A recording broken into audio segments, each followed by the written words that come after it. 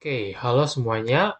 Kembali lagi di video pembahasan dari materi Lab Advance 1. Sebelumnya saya mau minta maaf karena untuk kelas kemarin itu saya tiadakan karena ada kendala sinyal. Nah, gantinya adalah video kali ini ya. Nah, kali ini kita bakal bahas materi baru, yaitu adalah materi HO Brands.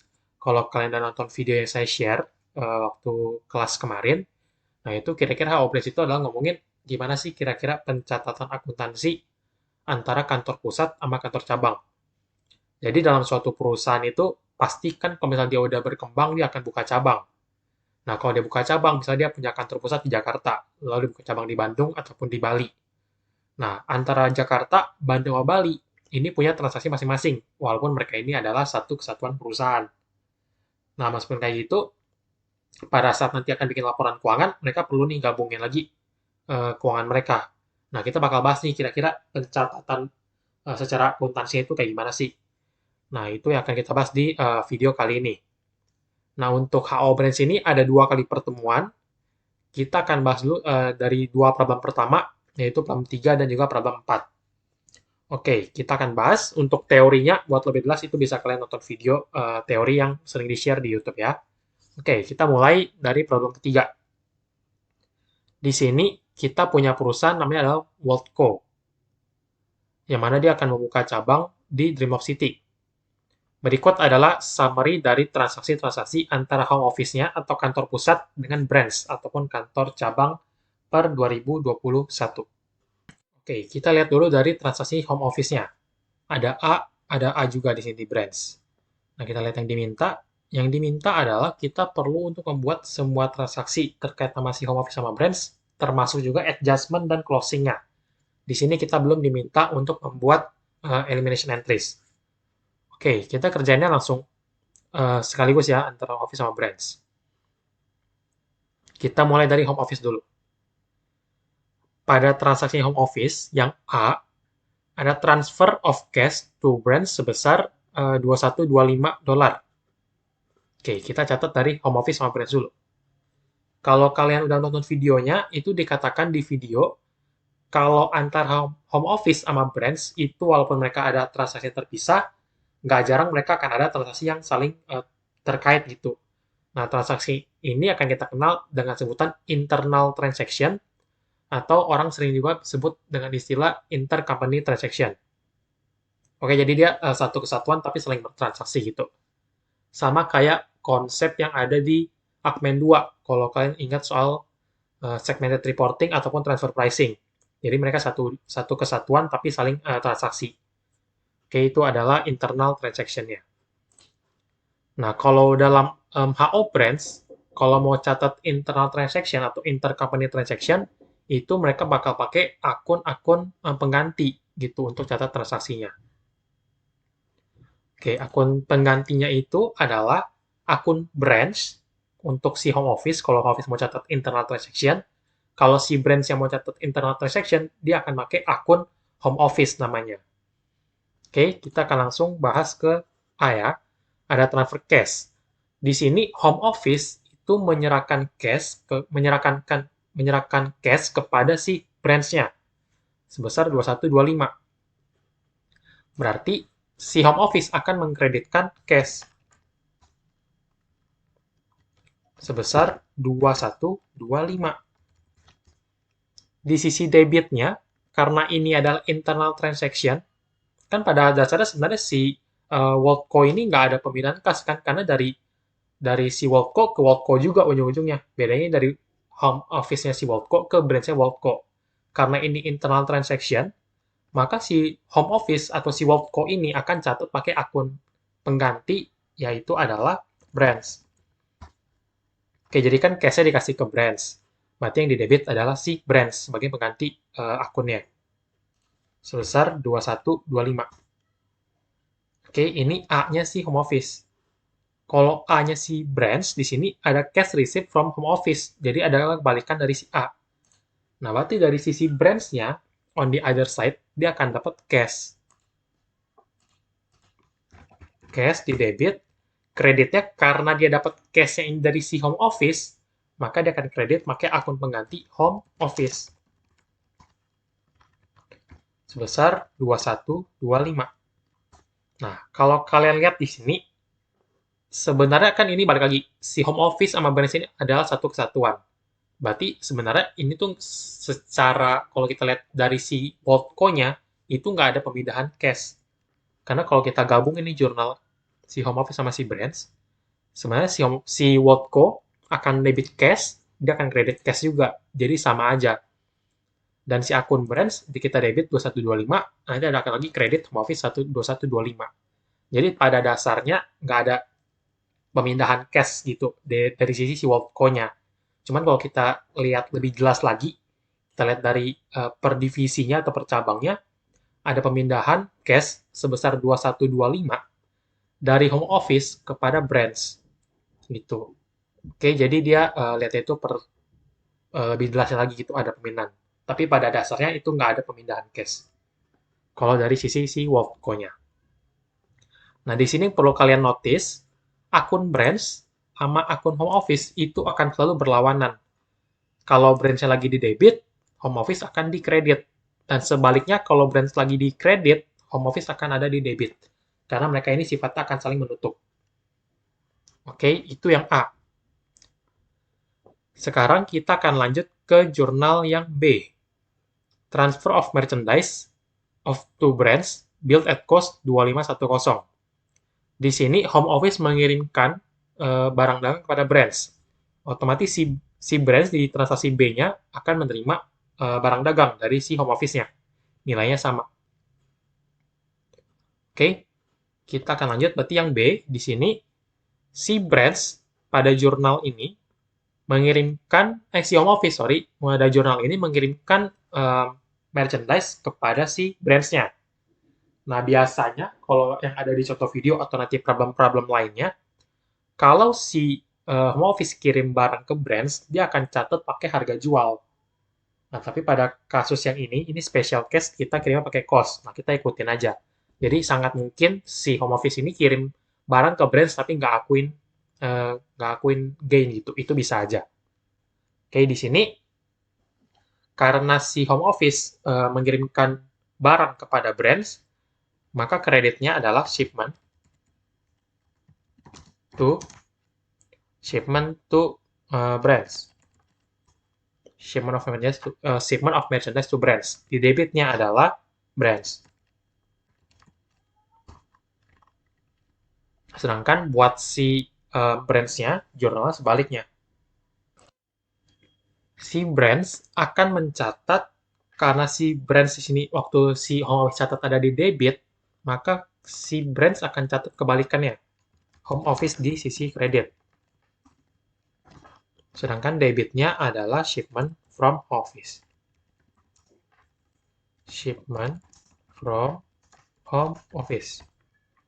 Singkat saja, angkanya karena di sini hanya pakai cost, kita nggak ada info terkait dengan gross profit-nya, maka kita harus masukin 2510 untuk kedua belah pihak, baik home office ataupun branch. Transaksi B udah selesai, kita ke transaksi C. Di sini ada sales on account sebesar 5250. Nah, ini merupakan transaksi pribadi atau external transaction-nya si home office ataupun si branch. Jadi, si home office sama branch, mereka punya penjualan masing-masing. Si home office menjual secara kredit 5250. Accounts receivable pada sales revenue 5250.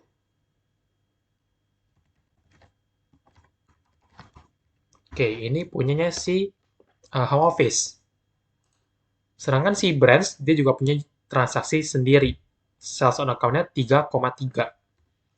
Berarti jurnalnya sama. Ini bukan internal transaction, ingat. Ini adalah jurnal mereka masing-masing. Adalah transaksi mereka masing-masing. Angkanya aja yang beda. Di sini angkanya adalah 3,3. Oke. Yang C, normal, transaksi biasanya. Kita ke D. Yang D juga sama. Ini adalah transaksi eksternal. Kali ini terkait dengan pembelian. karena pembelian kita ini pakai metode periodik, maka kita catatnya purchase pada accounts payable. Dari sisinya si branch, dia juga punya pembelian, tinggal kita copy aja. Purchase pada accounts payable. Yang membedakan lagi-lagi hanyalah angkanya. Di sisi home office, 6125. Di sisi branch, dia itu membeli sebesar 1125. Oke. Lanjut lagi ke transaksi E. Collection on account. Oke, ini masih jurnal transaksi eksternal. Di sini terima pelunasan. Cash, accounts receivable. Angkanya di sini adalah 5680. Oke, mungkin dia ada angka dari pelunasan periode sebelumnya, mungkin. Karena di sini salesnya cuma 5250. Jadi kita asumsikan aja dia ada penerimaan dari piutang sebelum-sebelumnya. Oke, itu dari sisi home office. Sedangkan kalau dari sisi branch, di sini dia bilang ada collection on account, deposit to the credit home office 2670. Nah, di sini maksudnya si branch menerima pelunasan atau menerima cash sebesar 2670, tapi atas accounts receivable-nya milik si home office-nya. Oke, oleh karena itu di sini untuk yang ini kita no entry nih. Di sini kita akan sejajarkan di sini aja. Si branch dapat cash sebesar 2670. Nah, tapi si branch ini dapat cash bukan dari piutang milik dia sendiri, melainkan dari piutangnya home office. Berarti di sini pengganti dari akun accounts receivable adalah akun home office. Oke, karena dia terima piutang bukan milik dia.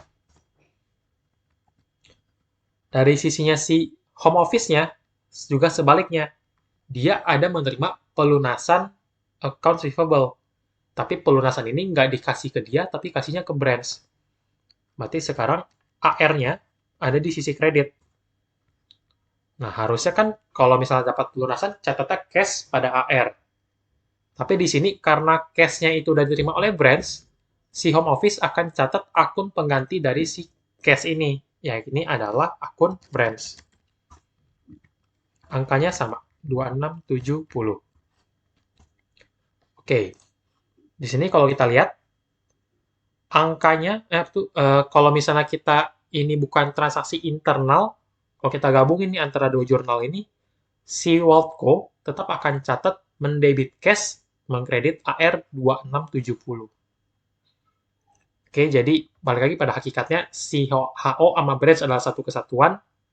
Nanti waktu mereka bikin laporan keuangan, mereka tetap bikin secara satu gitu. Oke, jadi ini pada hakikatnya adalah satu transaksi yang sama. Oke, itu adalah transaksi E. Sekarang kita akan lanjut ke transaksi F. Payment on account 6,2. Berarti dia membayar accounts payable-nya. Accounts payable akan ada di sisi debit, kreditnya cash 6,2.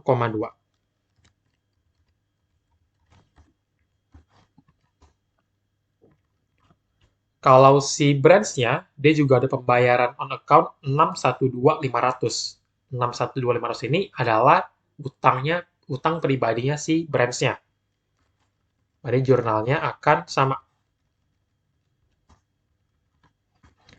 Sebesar 612.500. Ini transaksi F, kita lanjut lagi ke transaksi G.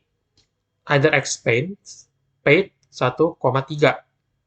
Jadi di sini si home office ada membayar beban sebesar 1,3. Ini masih jurnal pribadinya, other expense, kreditnya cash 1.330. Oke, masih gampang ya. Buat sisi branch, ada membeli furniture and fixture for cash for $400,000. Dia ada beli furniture sama fixture secara tunai, $400.000. Oke, di sini akan kita catat furniture and fixture. Oke, kreditnya cash 400.000. Oke, itu G dari keduanya. Sekarang yang H, menerima cash dari branch 2670. Mungkin ini terkait dengan transaksi yang di sini nih. Jadi dari si branch terima cash-nya dulu, nanti akan disetor lagi. Nah, kita setornya di H sekarang. Berarti si home office akan catat cash mengkredit branch 2670. Bener? Oke, bener 2670. Lalu buat sisinya si branch di sini, dia akan catat kebalikannya yang ini. Home office. Tunggu. Home office. Oke, kenapa nih? Oke. Kreditnya adalah cash. 2670. Oke, sedangkan untuk transaksi H milik si branch ini akan kita catat di bawahnya. Oke, kita ke transaksi I dulu. Dividen paid 500.000. Berarti di sini akan dicatat dividen declared atau cash dividen itu bebas. Oke, kreditnya adalah cash. Sedangkan tunggu, ini berarti sebesar 500.000. Oke, sedangkan si transaksinya si branch nih yang H ini kan tadi belum kita catat. Kita catatnya di sini aja. Other expense paid 900.000. Other expense, kita copy aja. Pada cash 900.000.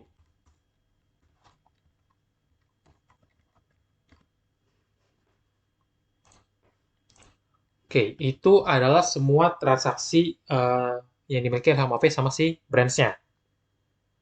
Setelah kita catat ini, kita bisa langsung lanjut ke adjustment-nya sekarang.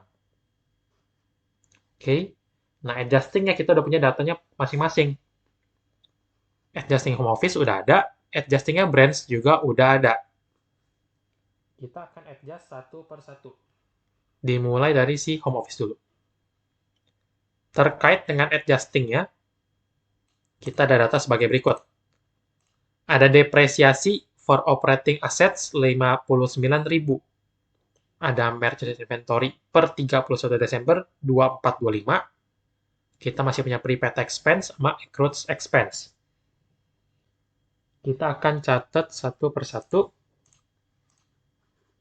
Kita catat yang satunya dulu, yang depresiasi. Mencatat depresiasi, kita bisa pakai akun operating expense, atau kita mau pakai akun depreciation expense, itu sama aja.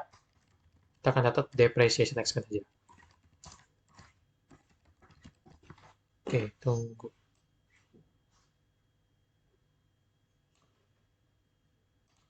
Oke, ini ya. Pada accumulated depreciation, 59.000. Itu punyanya si home office. Punya branch, dia juga ada depresiasi 32.500. Kita tinggal copy aja. Oke, ini mau catat depreciation atau mau catat operating expense, sama aja ya. Yang penting kreditnya adalah accumulated depreciation. 32.500. Itu nomor satunya. Lalu nomor 2 terkait dengan merchandise inventory. Nomor 2. Kita nggak dikasih info terkait dengan merchandise inventory awalnya. Misalnya kalau mau tutup kan harus tutup awal atau buka yang akhir. Nah, di sini kita nggak dikasih tahu, berarti kita langsung buka aja yang akhirnya. Kita asumsikan untuk MI yang awal itu sudah ditutup oleh si perusahaannya sendiri. Berarti di sini kita akan jurnal merchandise inventory mengkredit income summary. Angkanya sebesar untuk si home office adalah 2425.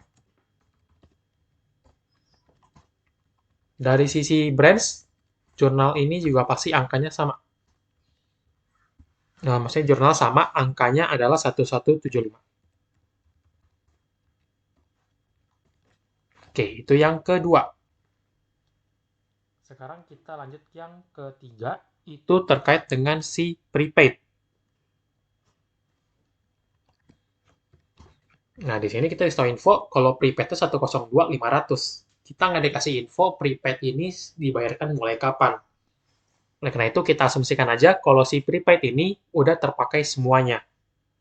Sehingga akan kita catat um, operating expense, kita bukan akun ini aja. Kreditnya adalah prepaid expense. Sebesar 102.500.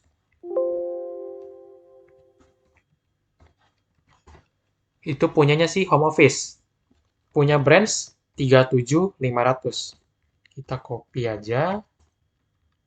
37.500. Lalu yang terakhir, terkait dengan accrued expense, 67.500. Berarti ini adalah beban yang masih terutang sifatnya. Debitnya operating expense, kreditnya adalah accrued expense. Atau hutang beban. 67.500. Di sini juga sama. Tinggal kita copy aja angkanya yang beda. Di sini 15.000. Oke, itu jurnal penyesuaiannya. Sekarang kita masih perlu untuk membuat jurnal closing. Oke, kita closing masing-masingnya aja. Di sini kita akan mulai untuk closing. Kita closing dulu dari sisi branch. Dari sisi branch, maka kita akan closing semua akun nominal yang ada. Kita highlight dulu akun nominal apa aja. Cash shipment, shipment from home office ini adalah akun nominal. Perlu kita tutup. Sales revenue perlu kita tutup. Lalu ada expense, ini perlu kita tutup. Depre perlu kita tutup. Expense ini perlu kita tutup. Ya, 1, 2, 3, 4, 5, 6. Kalau kita perlu tutup 6 itu. Oke, ini kita insert agak banyakkan ya.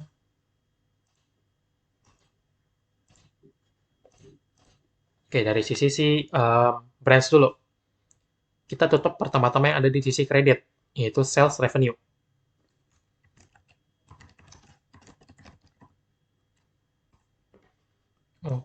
Oke. Sales revenue sebesar 3,3. Setelah itu kita ke sisi debit. Sisi debit ada shipment from home office sebesar 2510. Ada operating expense. Operating expense berarti tinggal kita totalin aja. 1, 2. Oke. Lalu ada other expense. Yang ini. Lalu ada depreciation expense.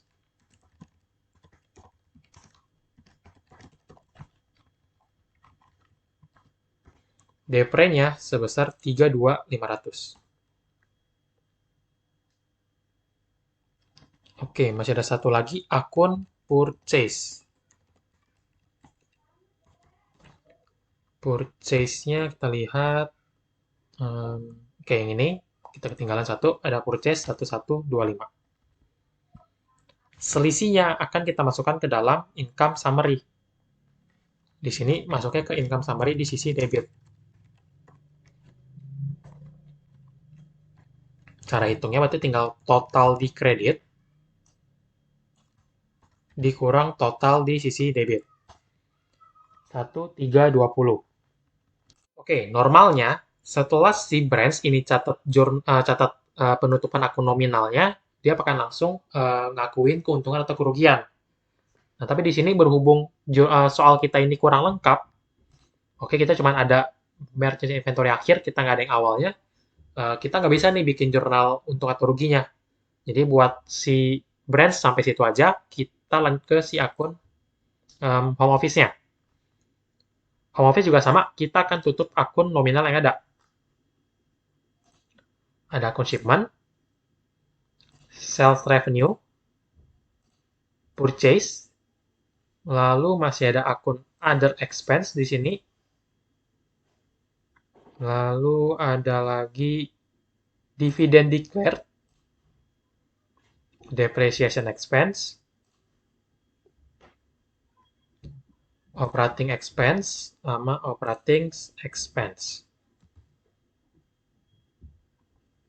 Oke, sekarang kita bikin jurnalnya. Tutup yang ada di sisi kredit terlebih dahulu, shipment sama sales revenue.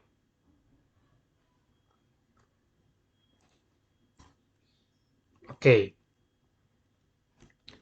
Setelah itu, kita tutup yang ada di sisi debit. Purchase, other expense, terus ada depresiasi, sama ada operating expense. Buat dividen itu kita akan tutup terakhir, kita akan tutup dia ke return earnings. Shipment, kita tinggal copy aja semua angka yang ada di sini. Ada sales 5,25. Purchase-nya 6125. Depre 59.000. Lalu ada operating expense, ini kita total. Oke, selisihnya ini pasti ada di sisi income summary di sisi debit. Kita lihat dulu, hitung dulu deh. Ini total 6354. Yang ini 7760. Oke, berarti di sisi kredit.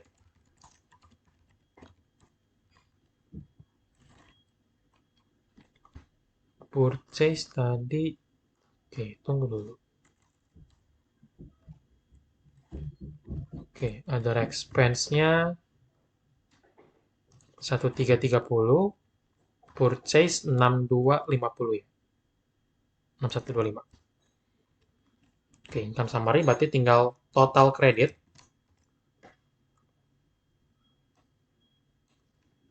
dikurang total debit. Selisihnya akan masuk ke income summary. 76.000.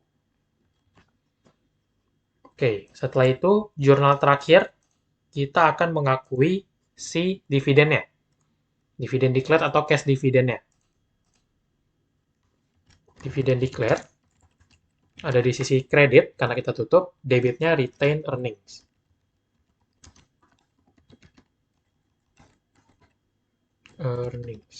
Oke. Sebesar 500.000.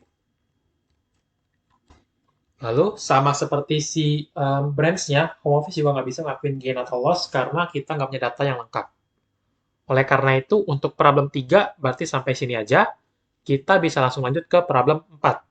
Oke, di problem 4 ini dia lebih advance lagi sifatnya. Karena apa? Karena branch-nya ini bukan cuma satu, kayak di problem 3, tapi ada 2 branch. Oke, di sini, di problem 4 ini, ada satu restoran namanya restoran Viraria, yang merupakan restoran yang menjual ayam geprek dan pertama kali beroperasi di Jakarta. Kita asumsikan home office-nya adalah home office di Jakarta. tingginya minat dari masyarakat membuat si Viraria ini membuka cabang, yaitu di Bali dan di Bandung. Ada branch Bali dan juga branch Bandung. Lalu kita punya data sebagai berikut. Persediaan yang dimiliki oleh restoran pada awal 2020 adalah senilai sekian. Ini kita highlight. Persediaan cabang Bali dan cabang Bandung yang berasal dari pusat, oke, 160, 120, sisa dari pemasok luar. Kita highlight ininya.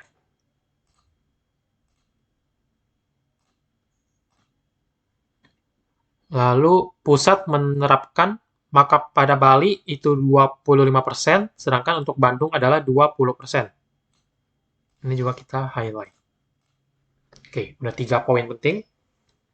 Kita ada info terkait dengan transaksi 2020 dari nomor 1 sampai dengan nomor 8. Yang diminta pada problem ini adalah semua jurnal dibutuhkan dari sisi home office maupun branch, termasuk ke eliminasinya.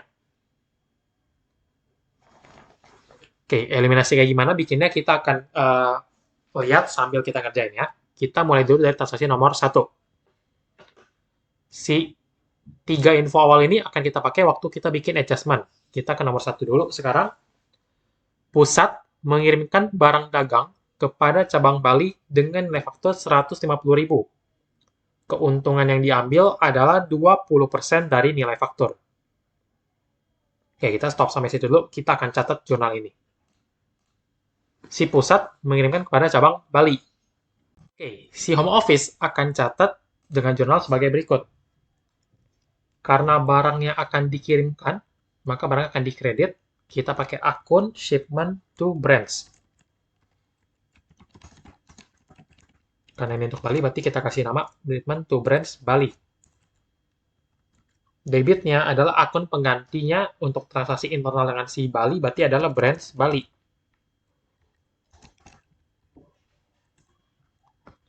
Oke.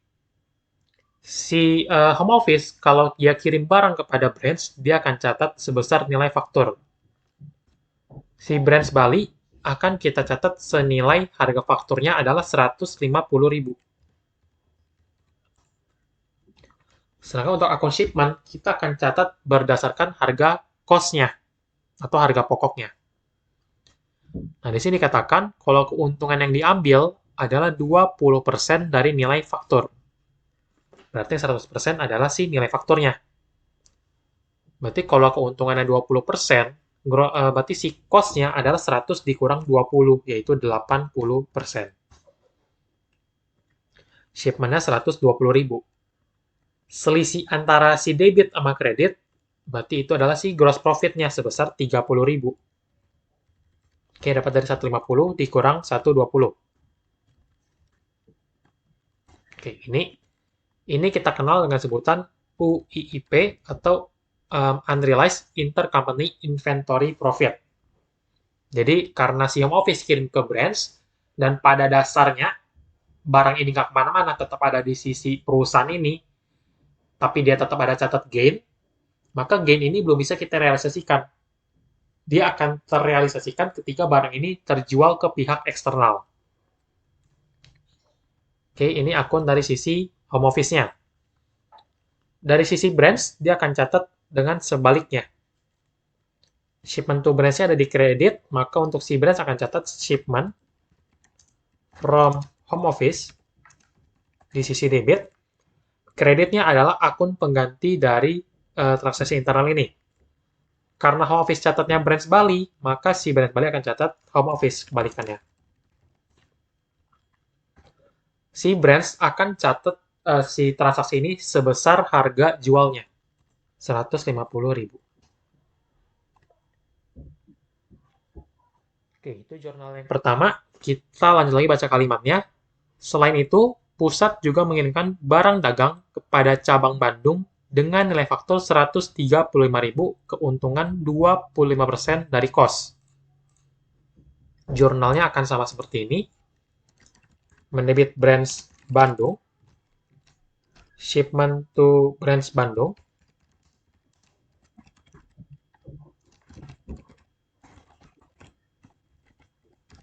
Dan satu lagi adalah kredit UIIP. Branch Bandung akan mencatat sebesar nilai faktur. Cost-nya di sini dikatakan kalau keuntungan ada 25% dari cost. Berarti yang 100% adalah si cost-nya. Otomatis si nilai faktur ini adalah 100% cost ditambah 25% keuntungan atau 125%. Kita cari 100%, berarti tinggal kita bagi 125%. Selisihnya adalah UIIP.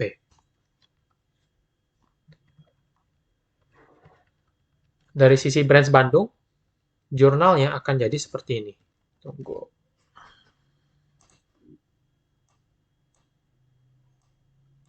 Oke, sebentar kita fixkan dulu.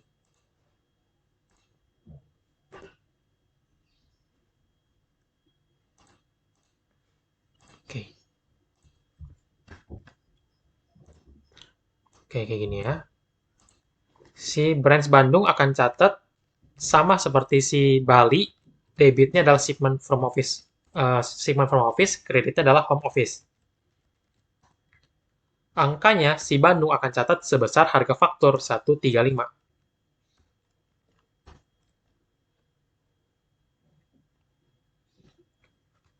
Oke, itu adalah transaksi yang pertama. Oke, kita catat segini ya. Oke, oke masih kelihatan ya. Sekarang kita lanjut ke jurnal kedua.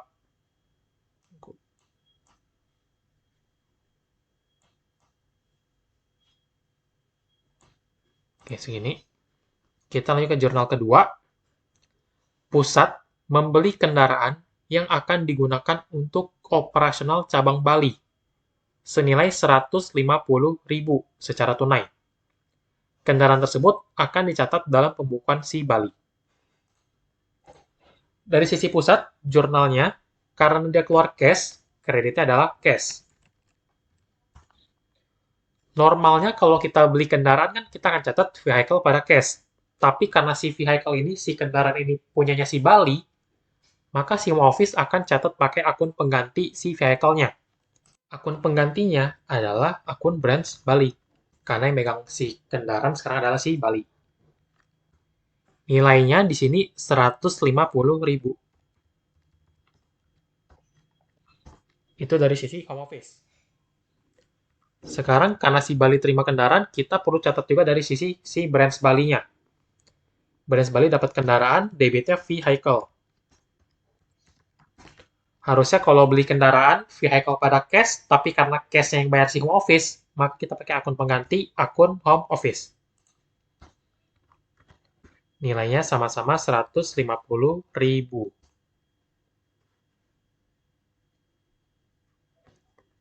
Kendaraan ini dilakukan pada 1 Maret 2020, umur manfaatnya 15 tahun tanpa nilai sisa. Dia nggak bilang metode apa, berarti kita anggap metode garis lurus di sini.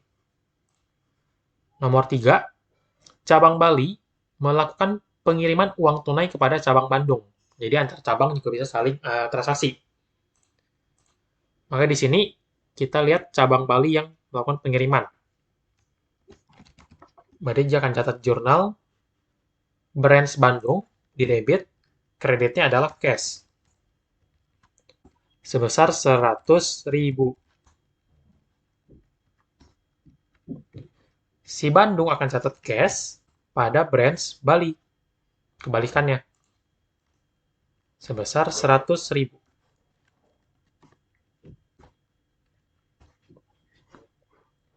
Oke, itu nomor 3. Masih simpel. Kita ke nomor 4. Cabang Bali menerima pelunasan piutang 70.000. Dengan seperempat dari penerimaan tersebut merupakan piutang milik pusat. Oke, berarti kita sampai sini dulu. Kita akan catat jurnal yang di sini.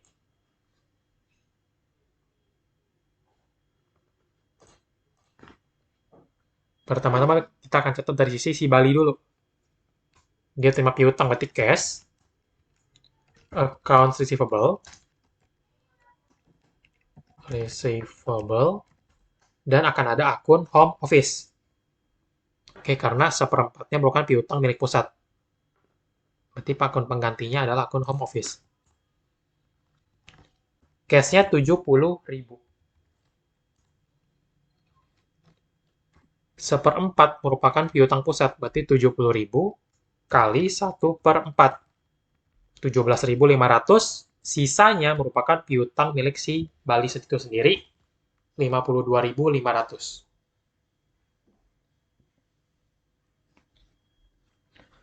Maka pusat di sini akan catat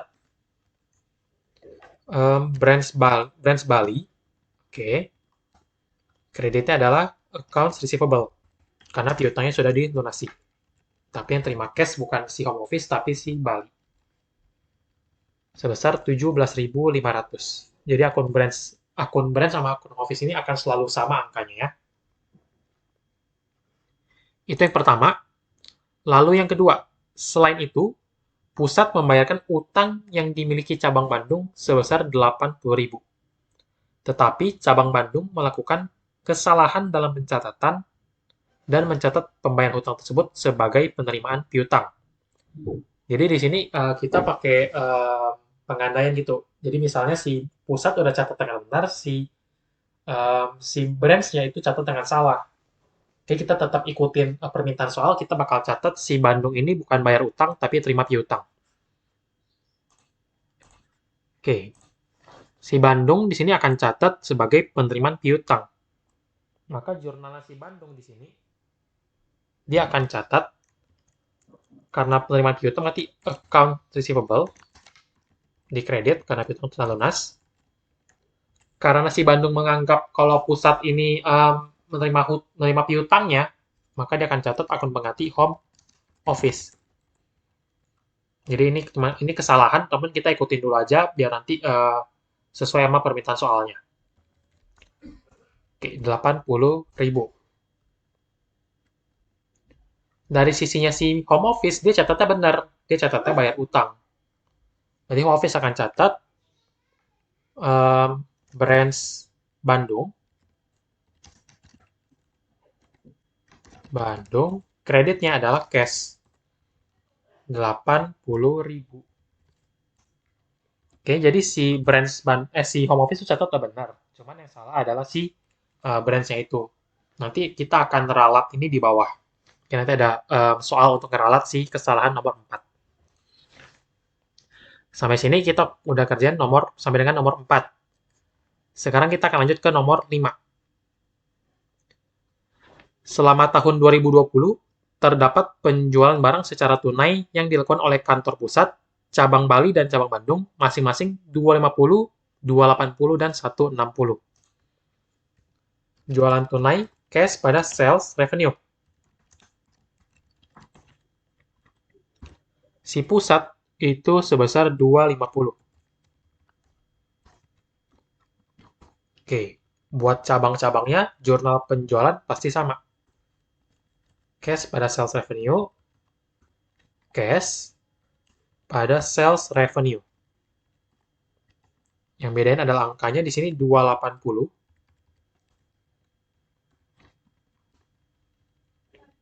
Di sini angkanya adalah sebesar 160.000. Oke.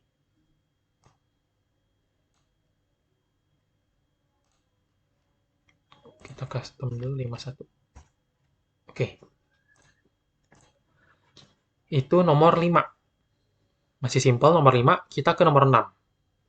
Beban-beban yang terjadi selama tahun 2020 sebagai berikut. Kita punya beban-beban ini. Terkelangan. Setengah dari beban sewa yang dimiliki cabang ditanggung oleh pusat. Ini adalah highlight pertama. Beban depresiasi di atas belum mencakup beban depresiasi kendaraan yang dibeli 1 Maret 2020.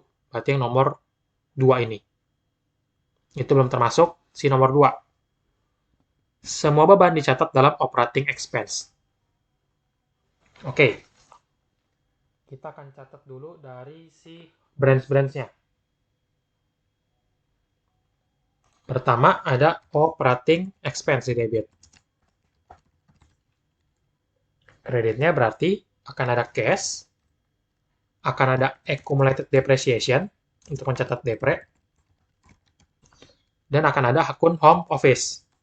Ingat, setengah dari beban sewa itu yang nanggung si home office. Berarti kita pakai akun home office. Oke, kita hitung dulu. Karena di sini depresiasinya belum include yang nomor 2, kita perlu hitung dulu nomor 2 ini depresiasi berapa. Oke, ini punyanya si Bali. Berarti akan catat masuknya ke Bali. Kita hitung dulu. Di sini berarti kita bikin perhitungannya. Depre mobil. 150.000. Umurnya 15 tahun, bagi 15. Nggak ada nilai sisa. Kita kali lama pemakaian. Dipakai dari Maret 2020. Berarti itu 10 bulan. 8.333,333. Oke, baru bisa kita hitung totalnya.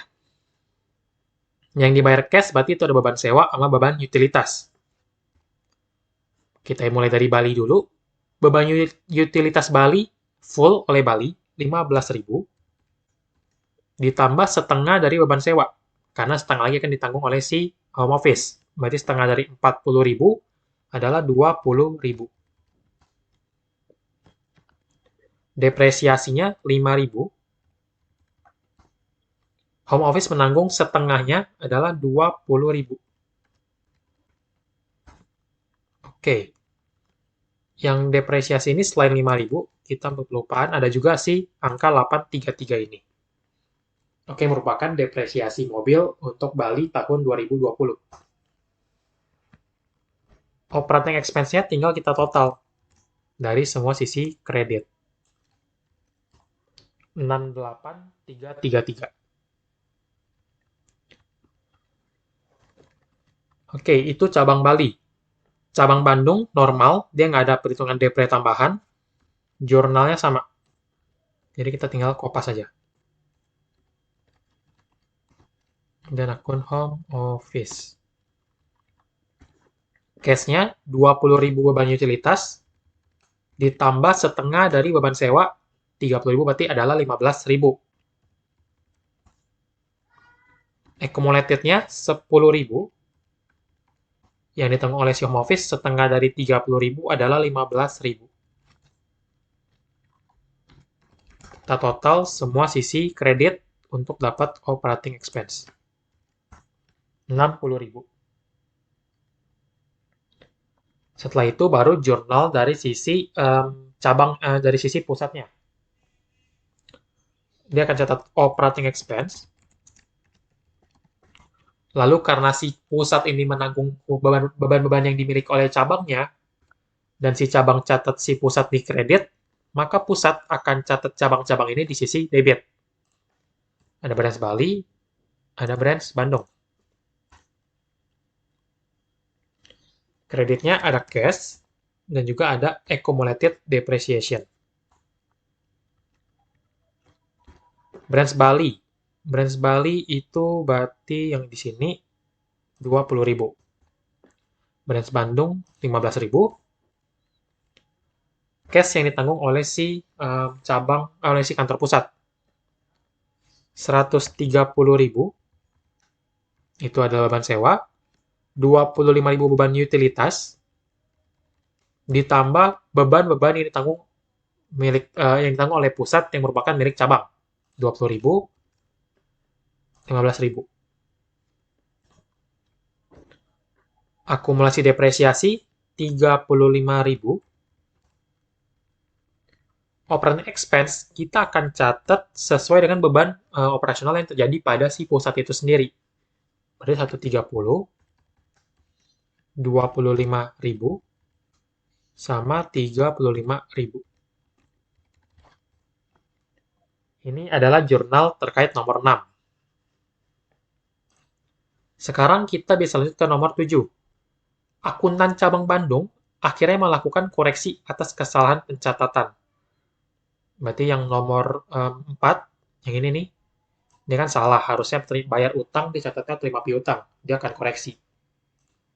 Koreksinya, ini saya langsung ya, karena jurnal koreksi udah pernah dibahas di sebelum-sebelumnya, saya langsung bahas lagi jurnal koreksi tanpa konsepnya. AR kita dikredit. Harusnya AR tidak pernah dikredit, maka AR akan ada di sisi debit 80.000. Lalu karena kita bayar hutang, accounts payable kita akan ada di sisi debit.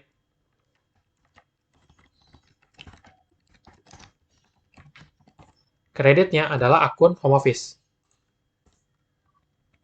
HR kita kembalikan pada kondisi sebenarnya 80.000. Lalu kita catat pembayaran hutang 80.000.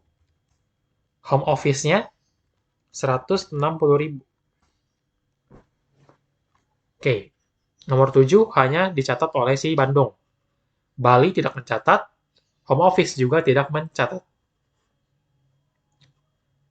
Lalu nomor 8 di sini, pada akhir periode, persediaan pusat Bali dan Bandung adalah 75, 145, 160. 15.000 cabang Bali berasal dari pihak luar, sedangkan persediaan Bandung yang berasal dari pihak luar adalah 10.000. Ini kita highlight juga.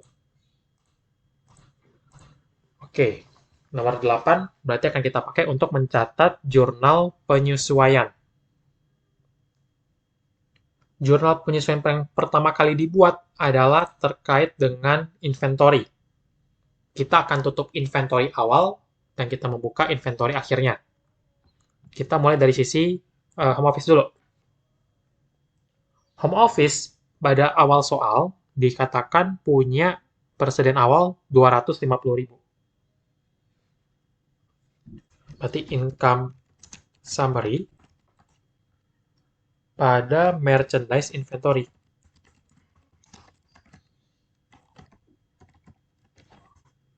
Sebesar 250.000.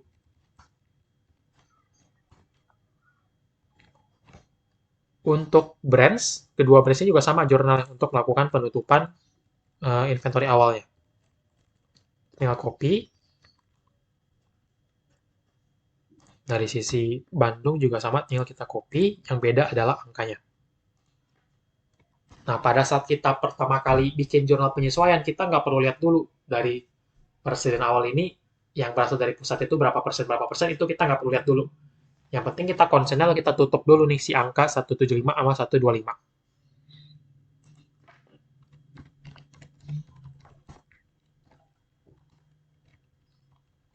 125.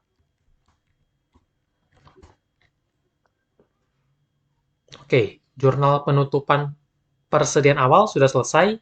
Kita skip dulu nih untuk info yang 160 sama 120. Ini kita pakai buat bikin closing. Kita lanjut ke persediaan akhir.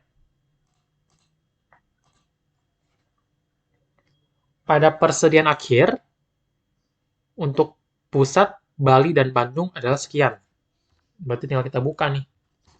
Inventory, kreditnya income summary. Jurnal ini akan sama untuk setiap cabang.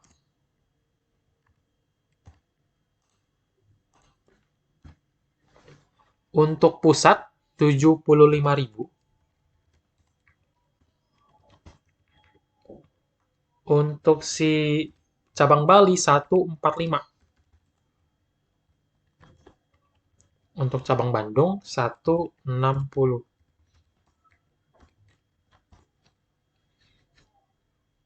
Itu jurnal adjustment-nya. Sekarang kita ke closing.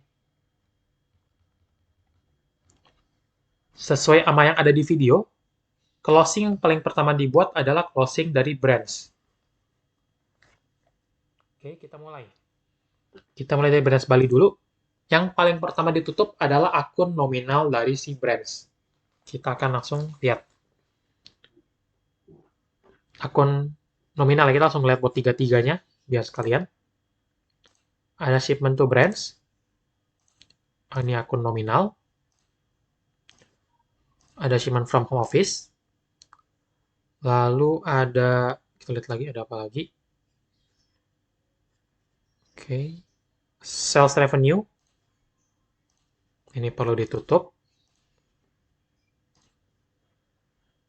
Lalu ada akun operating expense.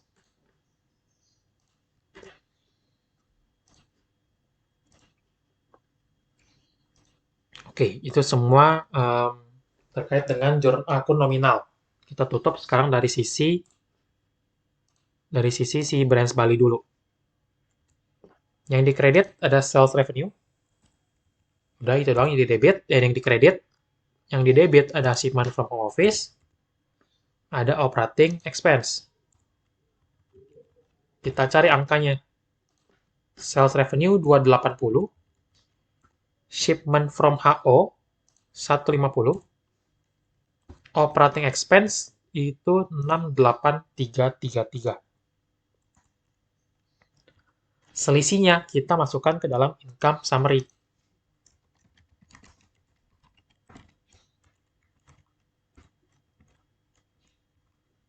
Tinggal kita cari selisihnya. 61667. Lalu dari sisi branch Bandung juga sama. Berarti karena angkanya semua di sini sama, sales revenue, operating expense, shipment from office. Kita tinggal copy ini. Oke, biar cepat kayak copy ya. Sales revenue 160,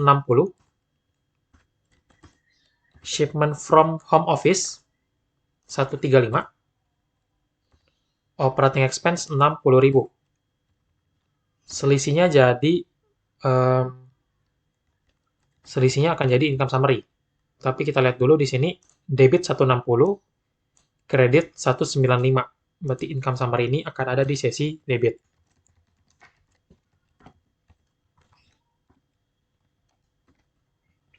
Kita cari selisihnya sebesar 35.000. Setelah pengakuan dari jurnal nominal ini, maka si branch kedua ini akan mengakui gain atau loss.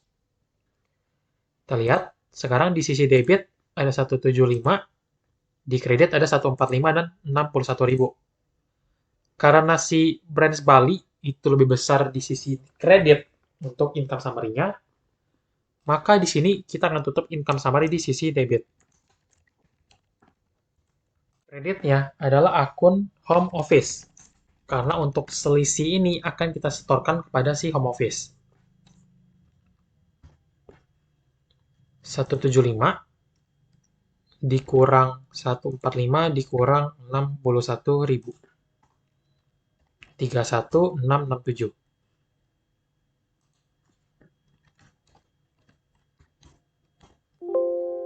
Oke. Lalu untuk branch Bandung, kita juga bikin seperti si branch Bali. Kita lihat untuk si branch Bandung, di debit ada 125, kredit ada 160, income summary lagi di debit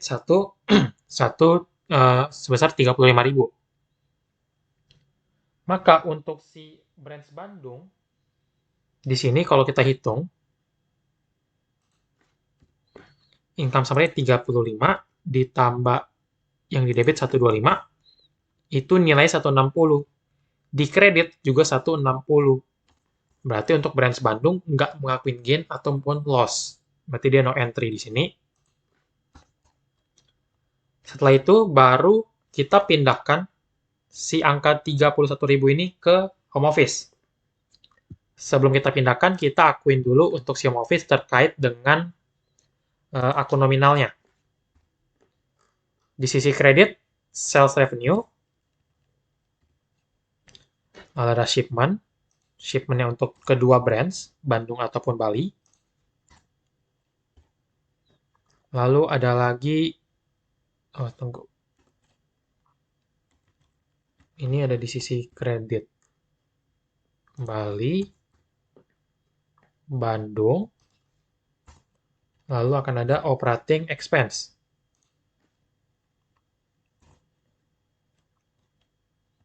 Selisihnya masuk ke income summary. Sales revenue 250, shipment Bali 120, shipment Bandung 108, operating expense 190. Income summary ada di sisi kredit.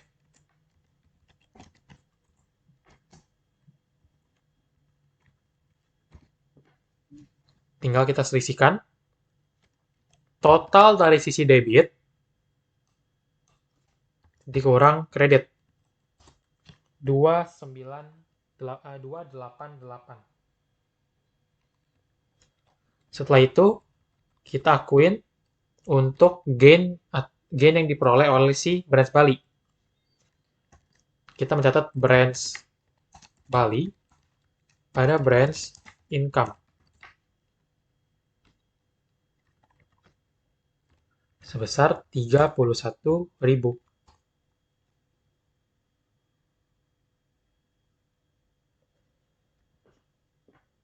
Oke, selanjutnya kita akan mengakui UIIP yang sudah terrealisasikan. Di sini kita akan akui dari yang Bali terlebih dahulu. Cara untuk mengetahui keuntungannya untuk UIP yang telah terrealisasikan ini, caranya adalah beginning UIP ditambah dengan shipment-nya dikurang dengan ending UIP, itu akan dapat realized UIP. Kita lihat dari beginning dulu. Beginning Bali itu yang berasal dari pusat adalah 160.000. Terus 60.000. Sedangkan untuk cabang Bandung adalah sebesar 220.000. Oke. Pusat menerapkan markup kepada Bali 25% dari nilai faktur. Berarti UIP-nya adalah 25% dari si nilai jual. Nilai jualnya 160.000, tinggal kita kalikan 25%. Kita dapat beginning UIP 40.000. Untuk cabang Bandung, 20% dari cost. 120.000 dibagi 120% dikali 20%. 20.000 adalah beginning UIP untuk Bandung. Lalu shipment-nya. Shipment kita tinggal ambil dari soal, kita nggak perlu hitung lagi. Untuk shipment-nya, untuk Bali, itu 150.000. UIIP-nya adalah sebesar 30.000. Untuk Bandung, shipment-nya 135, UIIP-nya sebesar, kita lihat, 27.000. Itu shipment. Sekarang yang ending-nya. Ini ending. Di sini dikatakan untuk Bali itu 145 akhirnya. 15.000 berasal dari pihak luar. Berarti yang berasal dari pihak internal kita atau dari pusat adalah 145 dikurang 15.000. 130.000 berasal dari si pusat. Sedangkan untuk Bandung, ada 160, yang dari pihak luar ada 10.000.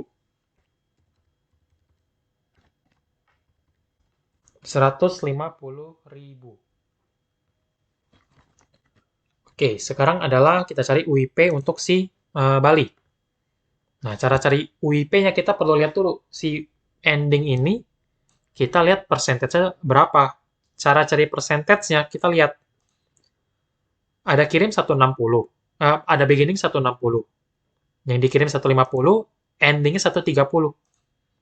Nah, bisa kita lihat di sini, berarti ending 130 ini, kalau si perusahaan ini menerapkan metode FIFO, si 130 itu akan berasal dari shipment.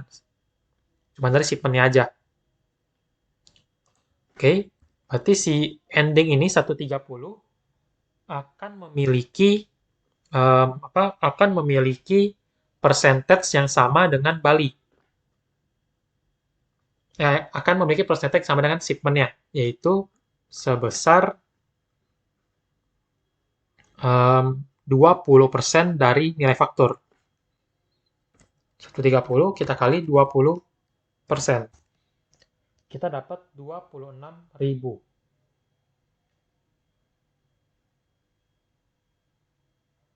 Oke, sedangkan untuk si Bandung, kita lihat endingnya 150.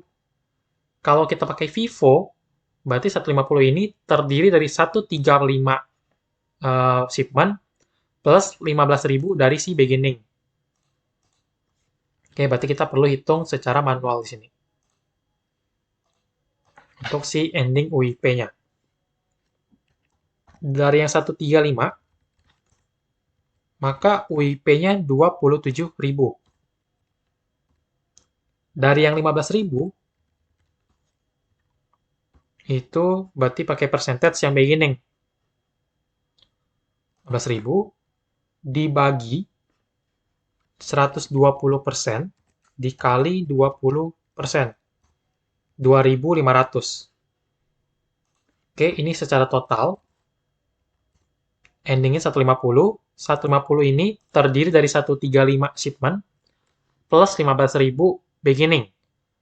Karena shipment dan beginning ini percentage-nya beda, maka kita perlu hitung satu-satu. Endingnya adalah 29.500.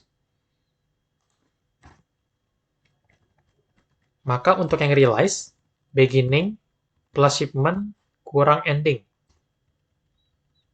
Ini juga sama. Beginning plus shipment dikurang ending. 44 dan 17.500. Nah, kedua angka ini adalah realized WIP, maka dapat diakui oleh si brand, oleh si home office. Pengakuannya adalah UIIP di sisi debit. Oke, waktu WIP kita catat itu di kredit. Maka waktu kita akui akan ada di sisi debit. Kreditnya adalah branch income. 44 ditambah dengan 17,5. 61.500. Ini adalah closing nomor 3. Lalu closing nomor 4 adalah kita menutup akun branch income. Branch income. Kreditnya adalah income summary. 61.500. Oke. Lalu yang terakhir nomor 5. Kita akan menutup akun income summary. Untuk lihat dia ada gain atau loss. Biar lebih gampang, kita pakai bantuan T-account. Di sisi debit ada 250. Kita lihat lagi. Lalu di sisi kredit tambah 75. Lalu ada tambah lagi di sisi kredit itu 288. Tambah lagi sisi kredit 61.500. Kita totalin kedua sisinya. Untuk debit ada 250. Untuk kredit kita lihat ada 424.500. Berarti lebih besar di sisi kredit sebesar selisih ini. Maka untuk menutup si income summary biar 0, income summary harus ada di sisi debit. Sedangkan untuk di sisi kreditnya, yang akan kita kreditkan adalah akun return earnings. Oke, untuk angkanya, maka kita tinggal selisihkan antara angka yang ada di dalam T-account ini. 424.500 dikurang 250.000. Maka untuk keuntungan yang dihasilkan oleh home office adalah oleh keseluruhan perusahaan adalah $174.500. Sekarang kita akan membuat jurnal eliminasi yang diperlukan untuk restoran Viraria. Oke, untuk jurnal eliminasi perlu dinotis kalau jurnal eliminasi ini tidak benar-benar dicatat ataupun di jurnal oleh perusahaan. Jurnal eliminasi hanya dipakai oleh perusahaan untuk kepentingan laporan keuangannya. Jadi kita tahu si perusahaan Viraria ini ada 3 bagian. Dia ada home office, ada yang di Bali, ada juga yang di Bandung. Nah, ketiga-tiga ini mereka adalah satu kesatuan dari Viraria. Namun karena lokasi beda-beda, mereka punya transaksi sendiri, punya keuangan sendiri, dan punya laporan keuangan sendiri. Tapi waktu mereka mau bikin laporan keuangan nih pada akhirnya, si Viraria ini hanya akan membuat laporan keuangan tuh untuk satu laporan keuangan. Itu laporan keuangan si Viraria, yang mana terdiri dari angka-angka yang ada di Jakarta, Bali, dan juga Bandung. Oke, jadi mereka perlu gabungin laporan keuangannya. Nah, kan si ketiga ini waktu catat internal transaction ada akun-akun perantaranya, ada akun-akun penggantinya, yang kita kenal dengan sebutan reciprocal account. Oke, akun-akun perantara ini sambil timbal balik. Contohnya apa? Contohnya si home office ini. Si home office akan pakai akun perantara atau akun pengganti branch Bali dan juga branch Bandung. Dan sama juga si branch ini akan pakai akun perantara atau pengganti home office. Jadi basically itu satu transaksi yang sama tapi dicatat dua kali gitu. Di sisi home office akan catat, di sisi branch juga akan catat. Nah, waktu mereka mau laporin waktu mau laporan keuangan yang mau digabungin laporan keuangan ya, maka mereka itu perlu menutup-nutupin dulu akun-akun resiprokal ini. Biar apa? Biar waktu dilaporin laporan keuangan ini, laporan keuangan itu nggak ada transaksi-transaksi yang double gitu. Oke, yang perlu dieliminasi adalah ada 4 jurnal, ada 4 transaksi perlu kita eliminasi. Yang pertama adalah kita tutup akun HO sama branch-nya, karena ini adalah akun resiprokal nih, mereka sama-sama akun pengganti, sama-sama akun perantara, yang sifatnya saling timbal balik. Lalu kita perlu tutup UIP yang ada di inventory beginning, kita perlu tutup UIP yang ada di saldo ending, dan kita perlu tutup transaksi pengiriman barang. Oke kan, karena kalau dilihat dari sisi restoran Viraria-nya, barangnya ini nggak pernah berpindah, tetap dari Viraria ke Viraria gitu. Tapi karena si Viraria ini ada cabangnya, maka dia ada transaksi kirim barang dari pusat ke cabang dan sebaliknya. Nah, ini dalam laporan keuangan gabungan atau konsolidasi itu tuh nggak boleh. Oke, yang terkait dengan eliminasi ini adalah ini lebih ke perkenalan buat nanti di Advance 2. Nanti di Advance 2 kita bakal belajar hubungan antar induk dan anak, di sifatnya agak mirip-mirip sama Home Branch. Nanti bakal ada eliminasi lain-lainnya juga. Itu bakal kita pelajari lebih jelas di Advance 2. Nah, sekarang notice dulu aja, eliminasi entry itu nggak benar-benar dicatat, hanya digunakan untuk membuat laporan keuangan gabungan dalam si perusahaan ini. Oke, yang perlu kita eliminasi, angkanya itu akan berasal dari angka di saldo awal, angka yang ada di jurnal transaksi biasa, berarti dari nomor 1 sampai nomor 8 ini, plus angka yang ada di dalam adjustment. Closing entries itu nggak termasuk ke dalam jurnal eliminasi. Karena apa? Karena kalau kalian ingat yang udah saya bilang tadi, eliminasi digunakan untuk membuat laporan keuangan. Oke, urutan kalau kita mau bikin laporan keuangan itu dari saldo awal, lalu transaksi biasa. Transaksi biasa ini akan terakumulasi masuk ke dalam buku besar. Dari buku besar ke neraca saldo nanti kita ringkas gitu, jadi semua saldo udah kelihatan. Setelah dapat neraca saldo, kita bikin adjustment atau jurnal penyesuaian. Baru setelahnya kita bikin laporan keuangan. Oke, laporan keuangan di sini. Nah, oleh karena itu, yang akan kita pakai info-infonya untuk membuat jurnal eliminasi hanya berasal dari saldo awal, transaksi biasa, dan juga angka-angka adjustment. Oke, ini akan kita pakai. Sekarang kita akan mulai untuk membuat jurnal eliminasinya. Oke, jurnal eliminasi yang pertama adalah kita perlu untuk menutup akun home office maupun branch. Kita akan hitung pertama-tama dari akun home office terlebih dahulu. Akun home office otomatis dicatat oleh branch Bali dan juga branch Bandung. Kita akan cari di sini. Kita bikin, oke, langsung catat aja ya. 150, 135, 150, ini di kredit semuanya. Setelah itu ada di kredit lagi 17.500, kredit 20.000, kredit 15.000. Kredit lagi 160.000. Oke, di adjustment udah nggak ada, berarti ini semua adalah akun home office yang tercatat. Karena semua ada di sisi kredit, waktu kita tutup harus ada di sisi debit. 647.500. Oke, sekarang kita hitung yang branch Bali. Branch Bali otomatis yang catat adalah home office ataupun branch Bandung.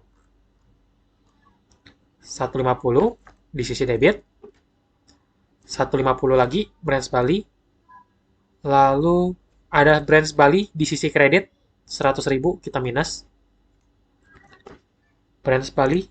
Lalu ada lagi branch Bali di sini 20.000. Dan di adjustment nggak ada. 237.500. Branch Bandung di debit 135. lalu ada 80.000, ada lagi 100.000. Oke, Brands Bandung di debit, lalu ada 15.000. Oke, itu aja, kita enter. 300.000. Kita lihat apakah udah balance. Kayak enggak deh. 567. Lalu kita lihat lagi. Ini kurang.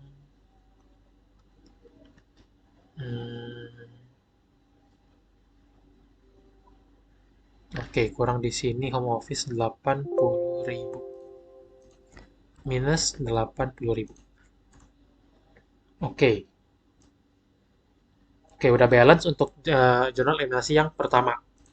Sekarang kita akan lanjut ke eliminasi yang kedua terkait dengan eliminasi saldo beginning WIP. Lalu untuk beginning WIP. WIP kalau bertambah kan adanya di kredit.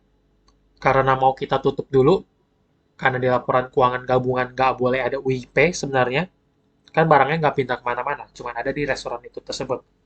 Jadi dia nggak pindah kemana-mana, berarti WIP-nya nggak boleh kita akuin. Perlu kita tutup, tutupnya di sisi debit. Kreditnya adalah merchandise inventory beginning. Oke, jadi debitnya WIP, kreditnya merchandise inventory beginning. Karena sekarang di akun inventory beginning kita terdapat um, terdapat saldo awal yang berlebih gitu, karena si WIP ini. Perlu kita tutup. Angkanya dapat dari mana? Angkanya tinggal kita lihat di perhitungan WIP sini. Beginningnya ada 40.000, ada 20.000.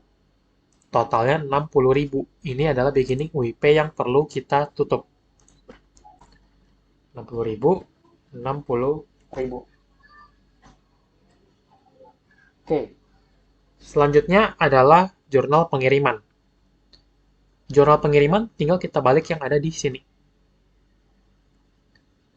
Oke, shipment-nya kita tutup, UIP-nya kita tutup, shipment from home office juga kita tutup. Kita mulai dari branch Bali dulu. Shipment to branch Bali 120. UIP-nya kita tutup juga 30.000. Kreditnya bukan si home office, bukan si shipment, bukan si home office, sorry, melainkan kita akan tutup si shipment from home office 150.000. Oke, jadi di sini kan ada akun branch. Branch Bali udah kita tutup nih di nomor 1. Sekarang kita tutup si transaksi pengiriman dengan angka yang ada di sini, dengan jurnal shipment from home office. Shipment to branch Bandung juga sama. 108. UIP-nya 27.000. Kreditnya shipment from home office 135.000. Oke, ini udah balance. Yang terakhir adalah jurnal untuk menutup WIP di ending. Cara membuatnya, kita debit inventory ending income statement, kita kreditnya inventory ending balance sheet. Oke, kenapa jurnalnya inventory ending pada inventory ending? Di sini kalian lihat inventory endingnya itu di sisi debit itu adalah inventory ending untuk income statement. Oke, alasannya kira-kira kayak gini. Coba kita bikin skema untuk bikin COGS. Bikin COGS itu skemanya berarti beginning inventory ditambah purchase dikurang sama ending inventory. Kayak gini akan dapat COGS. Oke. Nah, inventory ending kita sekarang tercatat terlalu tinggi. Karena apa? Karena ada UIIP. Harusnya inventory kita itu 130 dikurang 26 nih. Harus kita catat at cost. Tapi karena kita ada intercompany transaction, kita akuin UIP, kita mencatatkan si harga barang kita ini adalah 130.000. Padahal sebenarnya barang kita itu bukan 130.000, melainkan hanya 130 dikurang 26.000. Barang kita harusnya cuma 104.000. Yang di Bandung barang kita itu harusnya hanya selisihkan hanya 120.500. Tapi karena ini ada internal transaction, kita akuin UIP dari si home office, maka barang kita sekarang tercatat terlalu tinggi. Ada UIP 26.000 dan 29.500. Karena ending inventory ini terlalu tinggi, harus kita turunkan. Oke, ending inventory kalau diturunkan, adanya di sisi mana? Kita lihat di sini. COGS bertambahnya di sisi debit. Bertambah di sisi debit. Tunggu. COGS bertambah di sisi debit. Ending inventory ini ada kurungnya. Berarti dia berlawanan dengan si COGS. Berarti kalau COGS bertambah di debit, ending inventory bertambahnya di sisi kredit. Tunggu. Nah, karena ini, si inventory ending kita dicatat terlalu tinggi, perlu kita turunkan. Inventory ending, kalau kita turunkan, dia ada di sisi debit. Makanya sini kita jurnal sisi debit juga. Sebesar 26 ditambah 29.500. Oke, ini kita buat jurnal seperti ini karena kita pakai metode periodik. Kalau misalnya kita pakai metode perpetual, di sini bukan inventory ending, melainkan cost of goods sold. Oke, jadi kita langsung menambahkan si COGS kita. Karena kalau ending inventory berkurang, maka COGS akan semakin besar. Nah itu, makanya sini kita tambahin. Oke, semoga paham untuk logika penjelasan jurnal nomor 5 ini. Karena ini emang yang paling bingung sih, karena jurnal kan kelihatan kayak nggak masuk akal gitu. Oke, ini jurnalnya. Berarti untuk si problem 4 sudah sampai situ aja. Semua jurnal udah kita buat. Berarti untuk problem hari ini udah selesai.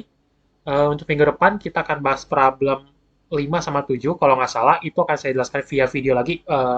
Berhubung materinya cukup panjang. Jadi biar bisa kalian ulang-ulang. Oke? Oke, berarti sekian untuk video kali ini.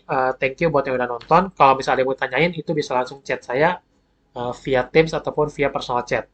Oke, thank you semuanya.